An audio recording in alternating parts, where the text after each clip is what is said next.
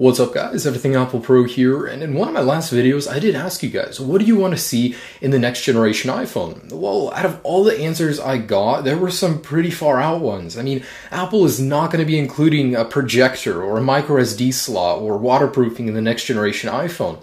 Some people even said 4K display, retina scanners, OLED displays. I mean, this is an incremental upgrade to the iPhone 6 we currently have. Apple is most likely not going to be completely redoing the iPhone. We're more likely to see speed upgrades and stuff like that. So out of all the answers, I chose 10 that were acceptable and will most likely make their way into the next generation iPhone. So without any further ado, here are the top 10 features as chosen by you guys. By the way, thank you for answering that we want to appear in the next generation iPhone. Now, I do want you guys to know that most of this, of course, is speculation, and it's a little greedy of me to even want an iPhone 6s. I'm so happy and so impressed with the current iPhone 6 series and the 6 Plus. I mean, it's not like I need the 6s, but it's always awesome to speculate and wonder what Apple's going to bring to the table. So the number one thing most people tend to agree on is that we're going to get more power out of the next generation iPhone. An Apple A9 chip, very likely to be quad-core, will be included. Now, 2 gigabytes of RAM.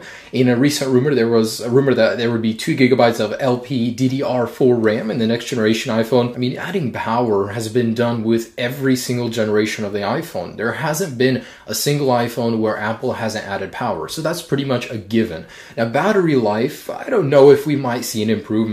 It's very unlikely if they're going to keep the same shell of the iPhone 6. However, we could see like an hour improvement and all that. But number 2 is removing the 16 gigabyte option and adding a 32 gigabyte entry-level iPhone 6s. It makes sense because 16 gigabytes is just too little. Why start there instead when you can start at 32, go up to 64, and at the highest level 128 gigabytes. Next is the camera, and the camera is also a given. With every generation of the iPhone, Apple is steadily progressing the camera, making it better and better every single time, and what a lot of people are asking for is for the camera to be flush with the body and to increase the megapixel count. And in a recent rumor by a reputable company, they did say that there would be 2 camera lenses on the back of the iPhone, and a lot of phone manufacturers are doing that nowadays, so it does make sense. Better quality, and it's very likely that because of the 2 lenses that the back will be flush, the camera lens won't protrude anymore. Also, stop differentiating between the 6 and 6 Plus. Apple is kind of forcing people to upgrade to the 6 Plus to get the optical image stabilization. Some people like the smaller form factor.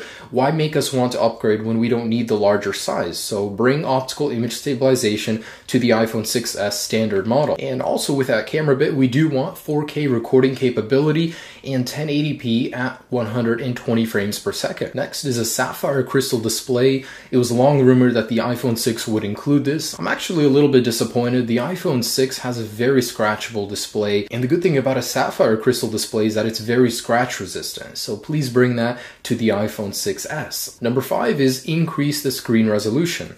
Now, this isn't very likely to happen because everybody's happy with the current resolution on the devices. Now, the one thing that I would ask Apple is bring the resolution of the iPhone 6 up to match the iPhone 6 Plus. It currently has a lower pixel density, whereas the iPhone 6 Plus has a 401 pixel density. The iPhone 6 has a 326 pixel density. So bring it up to 401 pixels per inch and we'll be happy because it'll match the resolution of the larger iPhone. Make NFC more useful. Right now, it's extremely limited. There's really not much you can do with it besides pay with Apple Pay. So maybe file-to-file system transfer faster than AirDrop, just increase the functionality of the NFC chip inside of the iPhone. Next is increase the functionality of Touch ID. Right now it's extremely limited, unlock your device, make purchases, but what if we could lock individual applications or just add more functionality and make Touch ID more useful beyond just what it is right now? Number 8 is make the exterior less slippery. If you guys use your device without a case, it's just a ticking time bomb. Eventually it's going to slip out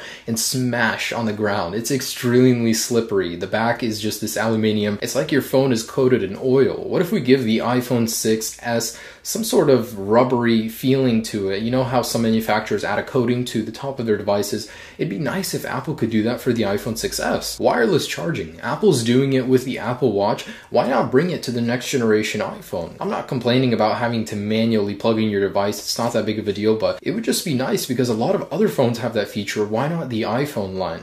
And especially with charging cables, they get bent so easily and they're just defective if you use them for a while. Apple should really fix the cable too for the iPhone 6, but I would much rather have wireless charging. And lastly, improve the speakers on the iPhone 6s. Now, they're really good on the iPhone 6. I'm not complaining. However, Apple now owns Beats, and it would be nice if Apple could include that technology in the next generation iPhone to increase the speaker loudness, clarity, and all of that. So that's the last one, guys. Those are the top 10 features we want out of the next generation iPhone.